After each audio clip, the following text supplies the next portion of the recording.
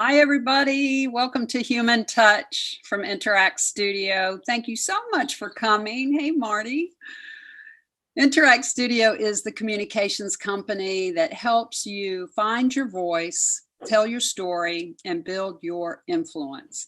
Now, before we get started, we'd love to ask everyone to turn on your video so we can see that beautiful face. And also open up your chat if you haven't already, and feel free to just put your observations, your questions, whatever you like in there. We want this to be a dialogue with you. Okay. Our guest this morning is my dear friend, Charles Thomas, who, as you know, is the program director at Knight Foundation. And he also leads the program work being done for the historic West End. And that's what we're here to talk about. And we're eager to get to that. But first of all, Charles, how are you, man? I'm doing well. How are you doing, Lou? Thanks for having me. Oh, you're so welcome. You know, I have thought of you so much this past year, you and Michaela, because having three boys in the house, the year has probably been a challenge for you, hasn't it? Yeah, I guess, it's been, so it's one of those things where it's such a challenging time for our city and our country and our community, with what folks are going through. But we've had some blessings with, working from home, spending a lot of time together, spending more time together. So there's some good in that, some of the bad macro circumstances. Yeah, that's right. And we have to look for those, don't we? Yeah, I think so for sure. Now, Charles, early on in your career, before we get to the historic West End, early on in your career, you were on your way to being a corporate rock star. I mean, you had your economic degree from Duke. You were already in a promising career as a consultant in financial services. And all of a sudden, you took a turn and you wound up in the arts and arts administration. So, how did that come about? And, what has it meant to your journey? So yeah, let's see, where do I begin? So yeah, when I came out of school, I grew up here in Charlotte, spent a lot of my time, most of my time in the Greer Heights neighborhood, or Greer Town, as some of us call it. And so for me, it was all about, making lots of money when I grow up and graduate from school. And so I had that opportunity working for a corporation here in Charlotte. And then after 2 or 3 years, just realized that even with the money that I was making, I wasn't really happy. So what was calling me was having a life that was more purpose driven. So I had that goal that when I turned 40, I was going to retire, be a millionaire, and then that's when I was going to start like doing work for the community. And I couldn't wait. So I left, without really a plan, and started following things that I really enjoyed. And one of those was I always wanted to take a photography class. So took a class at Central Piedmont Community College, fell in love with the class and fell in love with photography. And at the end of that semester, took my portfolio over to the Charlotte Post and asked if I could become a freelance photographer with them. And they said yes and gave me a chance. And then along the same times, I was teaching at Cotswold Elementary as an assistant teacher, and fell in love with teaching, but didn't really want to do it in the school system. So I combined that and created photography programs for kids in the schools, primarily K through 5. And just started a business called Sankofa Photography, grew my hair long, just had a really good time. So yeah, it was all about living a life of, really understanding who I was and being purpose driven. Yeah. Yeah, I met you when Sankofa photography was a fairly new thing. And I remember talking about, because I love that name. Um, well, you wound up obviously at Knight Foundation. Tell us a little bit about how the philanthropy model there is different. What sets it apart in terms of its style of philanthropy? All right, I'm happy to do that. And I want to acknowledge my colleague, Elisa Evans, is on the call with me. So she's going to correct anything that I get wrong, from a Knight Foundation perspective. So Lisa works with me here in Charlotte. So those of you who don't know, Knight Foundation is formerly a newspaper company. The Knight brothers, John and James L. Knight, were owners of newspapers around the country, and so they owned the Charlotte Observer and purchased it in 1955. And then the Knight Foundation was formed along the way in the 60s, and with a mission similar to journalism, fostering more informed and engaged communities. And so what makes Knight Foundation unique is that we're not, sometimes when people think about philanthropy or foundations, they think about charity, just giving dollars away. So we're not that. We're social investors. We're very strategic with our dollars. I really appreciate what I appreciated my predecessor, Susan Patterson, in her role was Knight struck me as very innovative and very much in touch with the community and the people. So Knight has a value around technology as a way to engage the community. So using technology to inform and engage residents. We have a very flexible granting cycle for anyone that's had conversations with me about Knight funding. So we grant throughout the year. That's very different. But primarily what I like in this role is that we're very much resident centered in our work, and that we seek to be partners with our grantees. So, you know, my impression, I used to run an organization called Queen City Forward, and I also worked at the Light Factory Museum. So I've worked in nonprofit work and wrote lots of grants. And I had an impression of philanthropy as if, you know, someone that was sitting, some say in ivory tower or far away. And so Knight Foundation, and particularly in the work that Lisa and I do, we typically don't want to be behind a desk or in an office. We want to be, where community is and where residents are leading. And so that's a unique way that we approach the work, particularly here in Charlotte. And I think it's unique for Knight Foundation. And it's what allowed me to kind of pull together my personal passion with the organization's mission. Yeah. So you had a little bit of a life's curriculum leading up to winding up where you are through Queen City Forward and the Light Studio. Well, what drew your focus to the historic West End? And, I know it's become a personal passion for you. So tell us about that, and why is it so important that we do this work now? So I started at Knight Foundation in 2016, and as a program director. And what another unique element about Knight Foundation is that we are a national foundation. So we're based in Miami. I am the local program director, the local representative, if you will. And I have colleagues in 8 other cities like Detroit, Philadelphia, San Jose. And so coming in 2016 was right when the city was going through the economic mobility report. The task force was together. So I got to immediately sit in on those conversations and read about the challenges we have around economic mobility.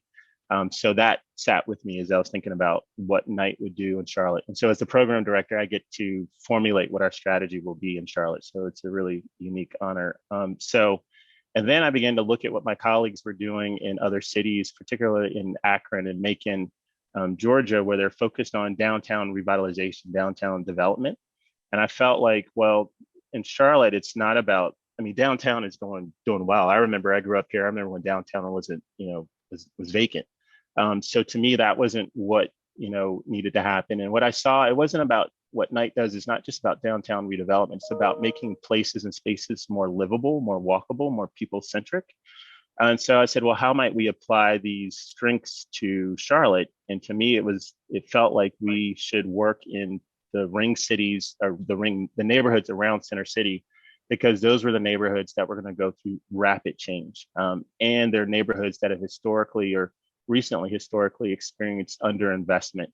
And so it felt like there was more opportunity in those type of districts, because if we're really going to be about economic mobility, here are some areas where we may be able to, help to support a neighborhood having more access to more opportunity, so such as jobs, good schools, better transit. So helping the neighborhood to do that in an effort to help create and undo some of the legacies we have around segregated policies that have segregated our community. So if you think about our history in our city of redlining and dividing our community up and dividing up our resources, communities such as the West End have been on the the downside, the negative end of that, have not received the resources that they need. And here is in this time and day, we're a community where we're growing, a city that's growing so quickly, where we have so much growth. There could be an opportunity to figure out a way to make sure that residents in neighborhoods like the West End are involved in the growth and are participating and benefiting from the growth. So I framed all this under this idea of what I call equitable development. So development that engages residents and so that residents are participating. And I thought it was critical because we're at a time where we say we want to advance economic mobility. We are rewriting our plan for the city. So the Comp 2040 plan, if folks don't know, the idea of what is our vision for Charlotte in 2040 and how do we want to design our city?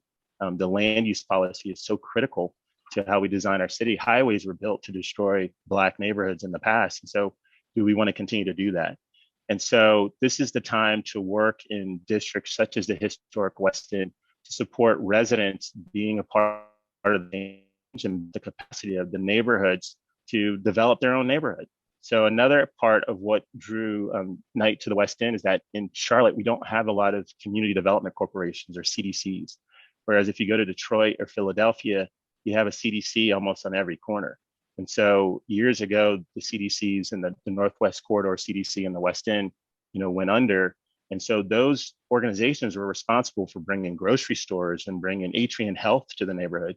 So what if we were able to build up those type of entities in the district? And so all of those were components to what drew Knight Foundation to the West End, in addition to the incredible assets such as Johnson C. Smith University, great leaders such as Miss Maddie Marshall, who I see is on the call. So it's a neighborhood that has produced mayors and leaders of our city, and continues to be a part of what makes Charlotte a great community. And so for Knight, it felt like this was the time to get involved. This was an opportunity to model equitable and comprehensive community development. And if we could do it well in the West End, as in partnership with residents, then maybe Charlotte can learn and do this well across the city. And maybe we could be an example for the entire nation and how you advance equitable development and comprehensive community development in your cities. Yeah, gosh. When you look, Charles, at the other Knight cities, when you compare them to Charlotte, what's our biggest challenge, do you think, overall in the big picture? So when I look at other Knight cities, so Charlotte is very lucky. So in our portfolio of Knight cities, we have Rust Belt cities, small cities that are seeing a decline in population. We're seeing an increase in population. We have a lot of corporations in our city. We have people that are wanting to move here, and we have a history of the public and private sector working well together to advance to move forward some of the social issues that we have in our community.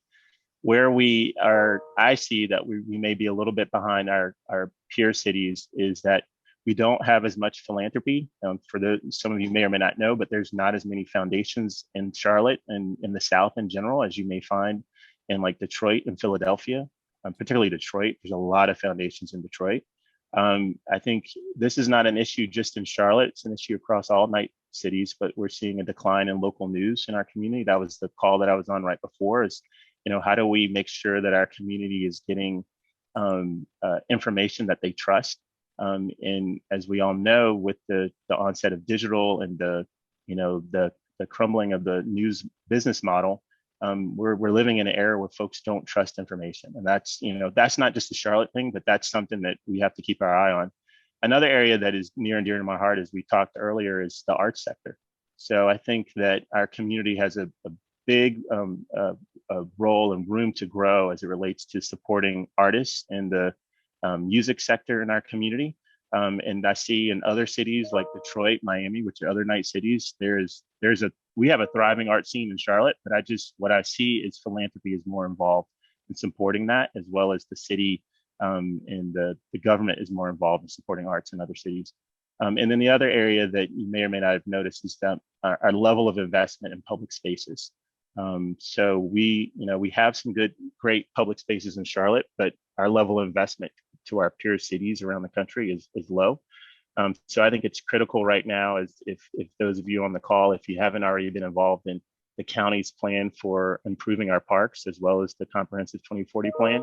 We've got to really come together as a community and think about how do we invest in public spaces, as well as invest in districts like the historic West End, so that we build a city that is truly for all people and that's truly equitable, and that we put our money where our mouth is around economic mobility. So it's critical that we look at where we are lacking and we come together and we figure out how we can fill those gaps. Because I believe that we have plenty of resources to close the gaps in our community and to make sure that all our citizens are benefiting from our growth. Yeah. Yeah. I know Susie had a question for you.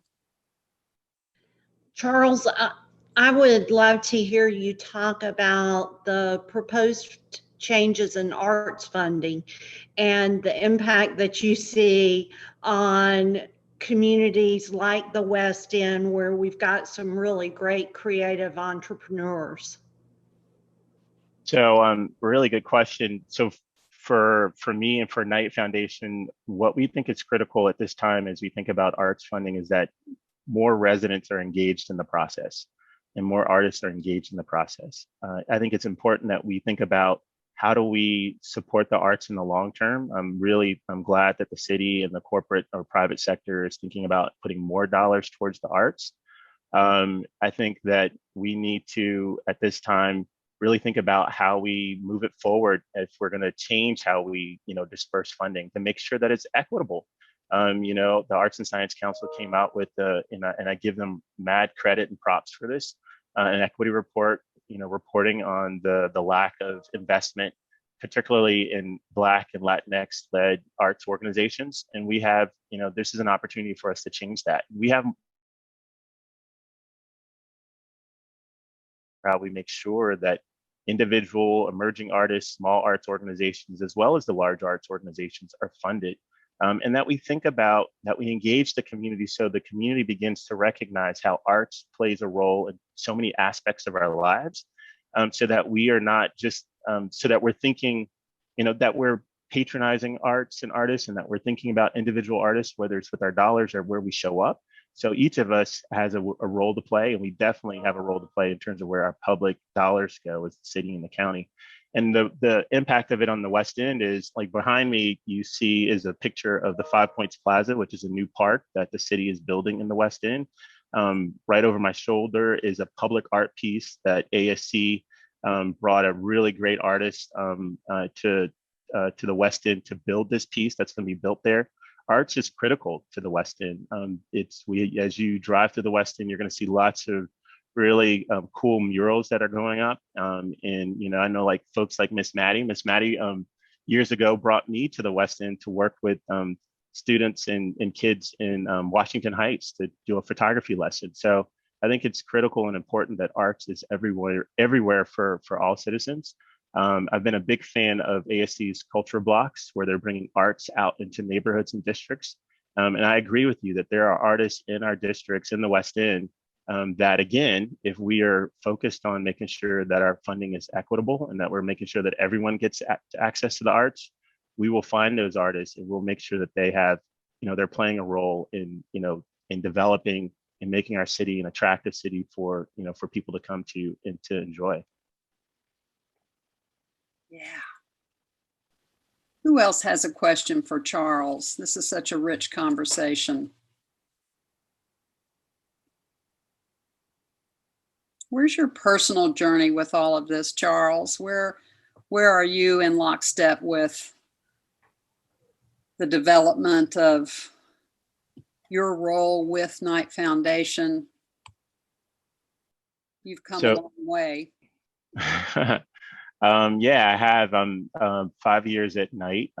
It feels like I feel very blessed to be in this role. I'm very thankful to be in this role. And I am very thankful that the work that we do gets to be, in the West End, in arts, and in local news here in Charlotte. So we've made some, as well as with the Charlotte Mecklenburg Library, we've made some really awesome investments throughout the city.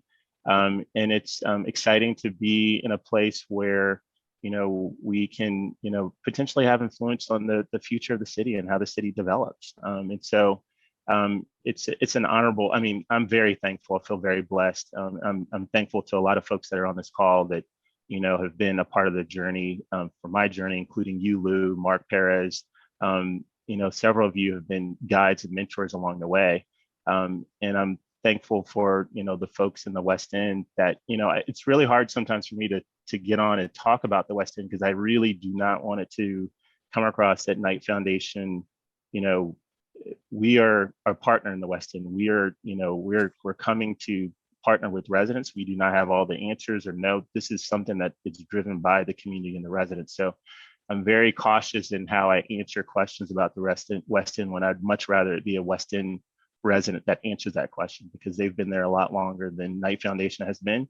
And they have the vision for what the neighborhood is going to be. And it's our job to work with them to power that vision. And I think it's all of our jobs and all of our communities to work to engage residents to make sure that they're, what they see is important and critical in their neighborhood comes to fruition, and what the challenges are taken care of as neighbors across all parts of our city. Yeah. I have a question from Marty Visor, who says, what defines the West End exactly? The historic West End? Yes. That's a good question. So I might have to turn that one over to Miss Maddie. Miss Maddie, if I get this wrong, feel free to jump off because the West End has gone through different names over the years.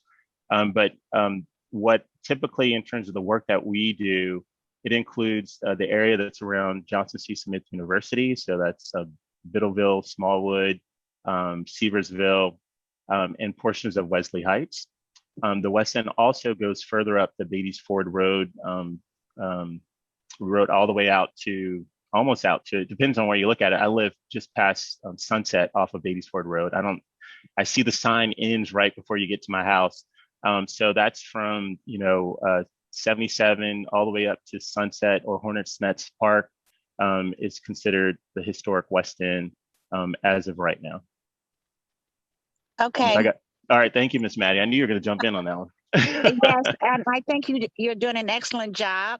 Yes, historic West End starts around the I-77. We have a pillar that's near the Bojangles on West Trade Street.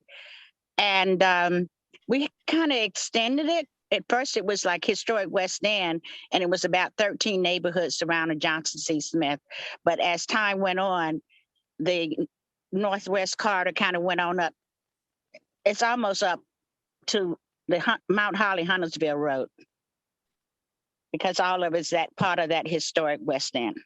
Well, that means I live in the West End then, Miss Maddie. Yes, right. All right, perfect. Part of the history. That's right. Okay, thank you so much for being on. Thank you. Thank you, Maddie.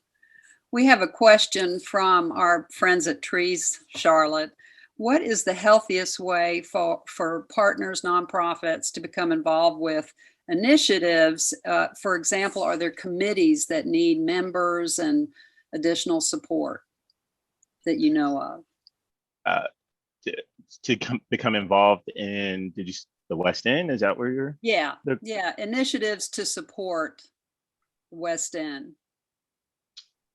Well, that's so if you live in the West End, I invite you to really get involved in the many initiatives that are going on. So there's the Five Points Plaza that's behind me. The city has been, there's a committee and a management team. The cool thing, this is one of the city doesn't build. Now you got to remember that the county is usually builds parks. The city typically doesn't build parks.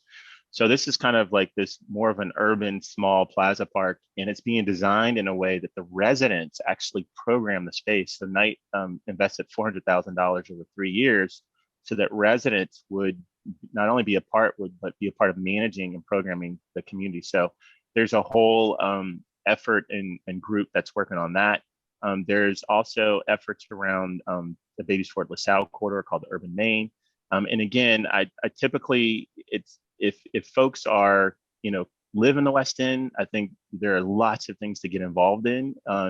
If you're outside of the West End, then I would say, consider coming to the Rosa Parks Farmers Market, which is probably going to be opening in June.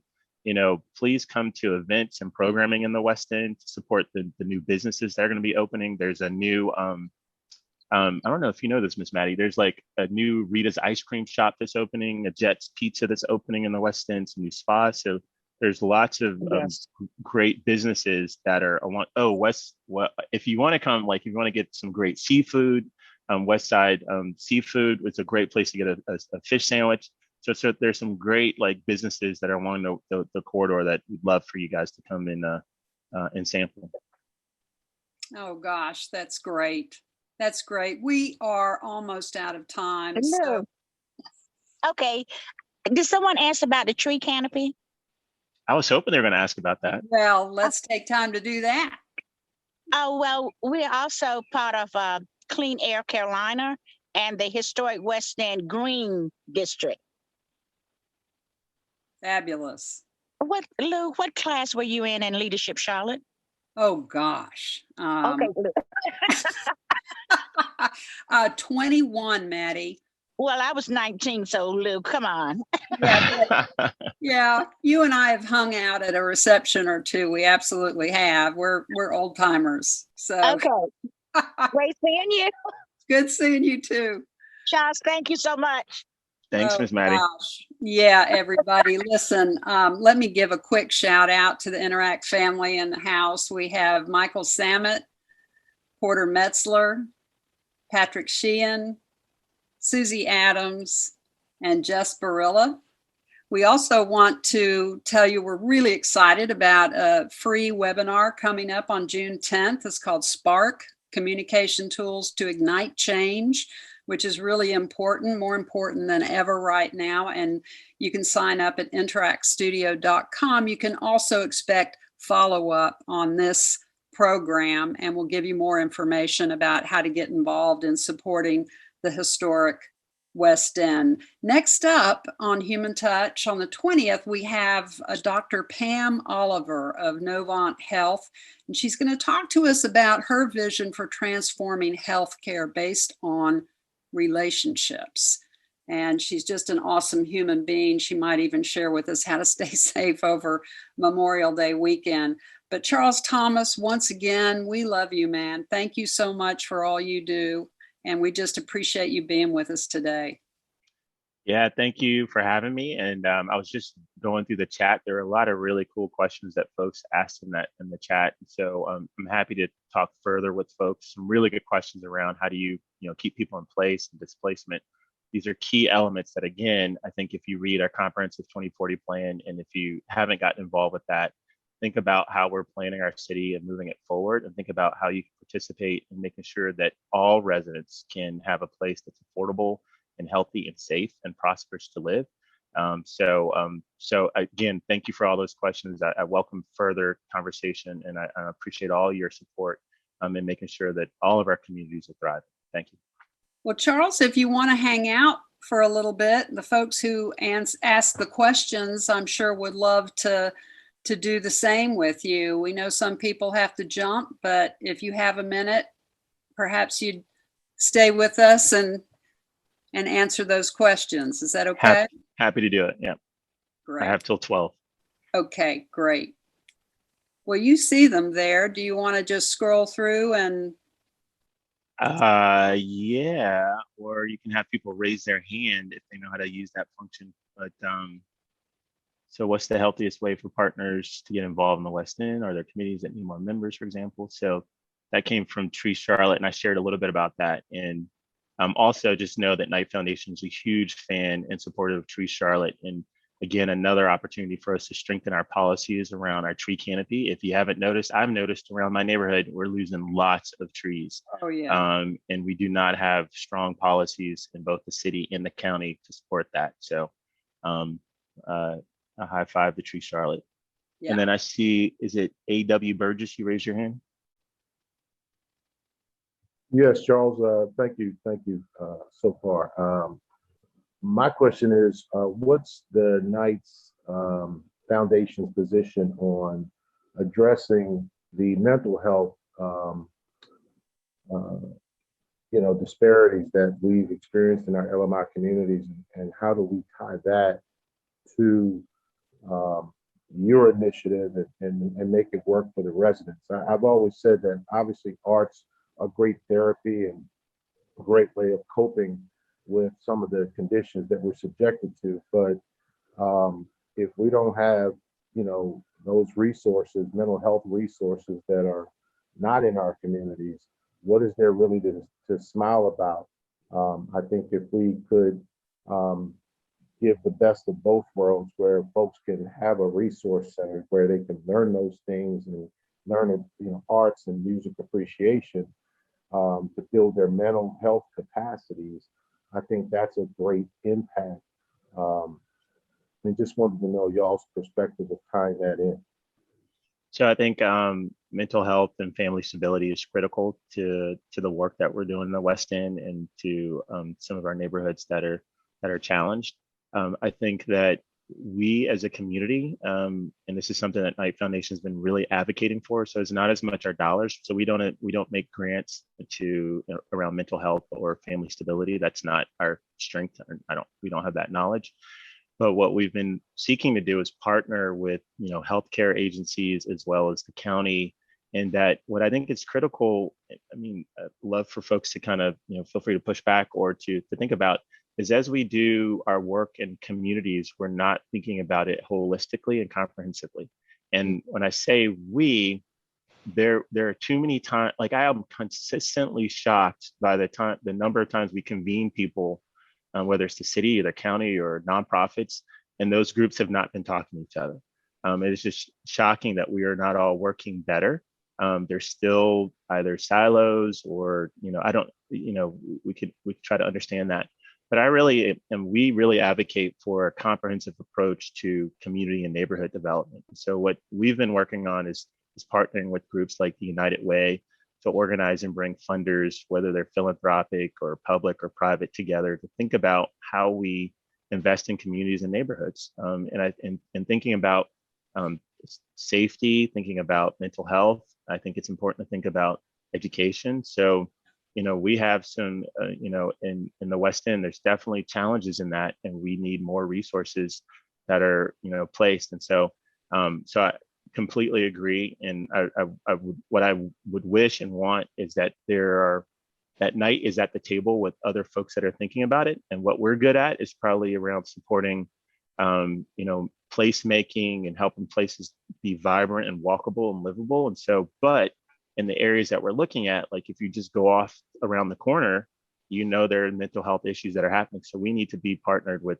the county on that, or United Way, so that we're in those nonprofits working in those in the West End and the district that are bringing those resources together. And we're happy to be a thought partner in that. And a lot of times what I do, and I don't mind doing, is I love connecting people. And so if it's not something that Knight can do, then I try to think of who is in that area, and then I share information and connect. And that's the way I think we can break down silos. So great question. Thank you. Thank you. Yeah. Did you see the question from Michelle? Charles, what was that question? What do you think could be done to get individuals to think about supporting local creatives as purchasers, collectors? And if you think of a city like Miami, there's a very healthy commercial art scene there, in addition to philanthropic support.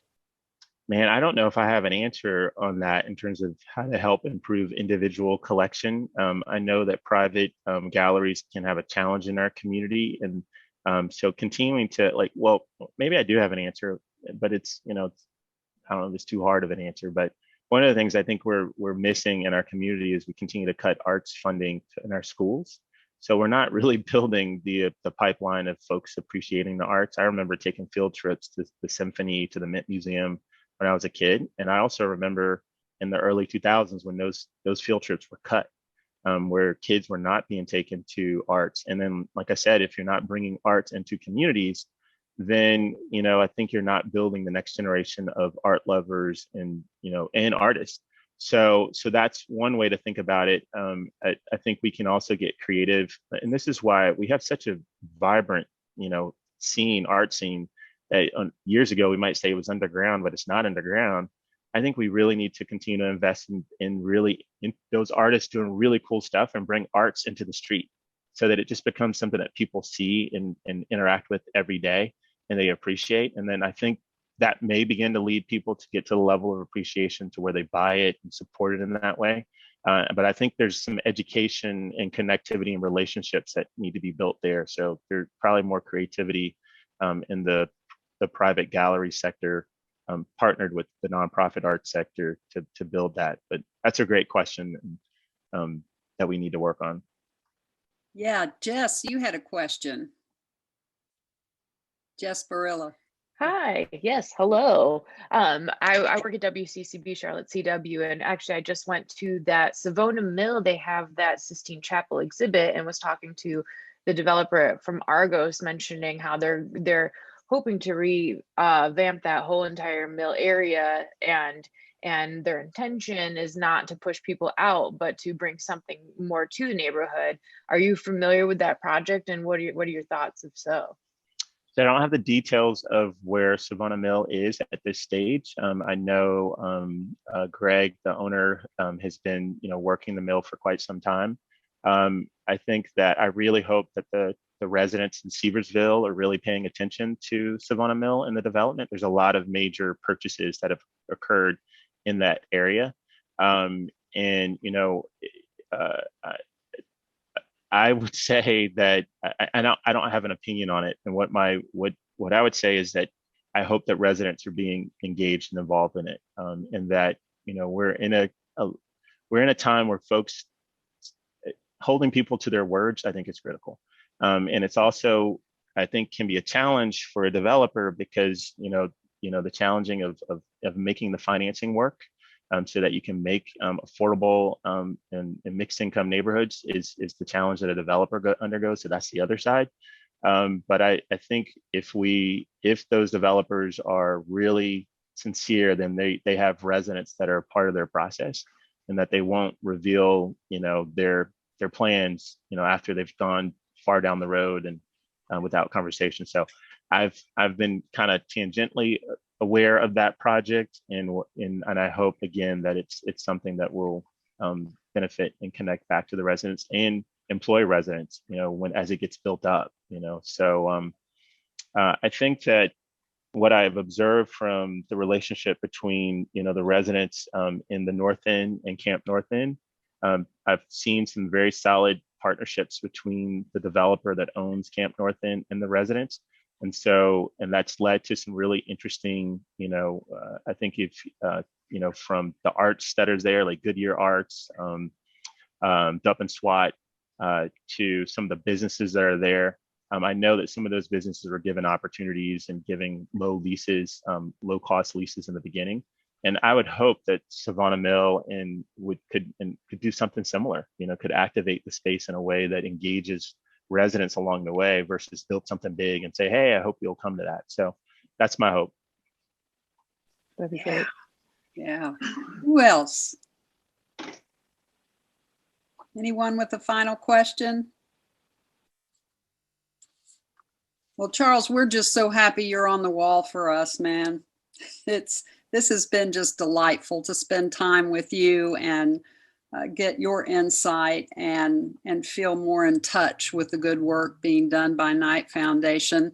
If any of you would like to send us your information so that we can send it back out to everyone, feel free to in our follow-up. Porter always sends a nice link to the recording as well as any information that people have asked for. So if you'd like to send it to us, then send it to porter@interactstudio.com, and we'll make sure it gets in the follow-up for everyone.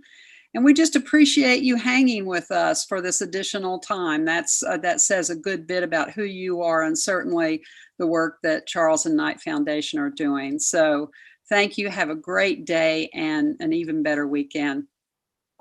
Bye-bye. Thanks, Lou. Bye. Yeah. Bye.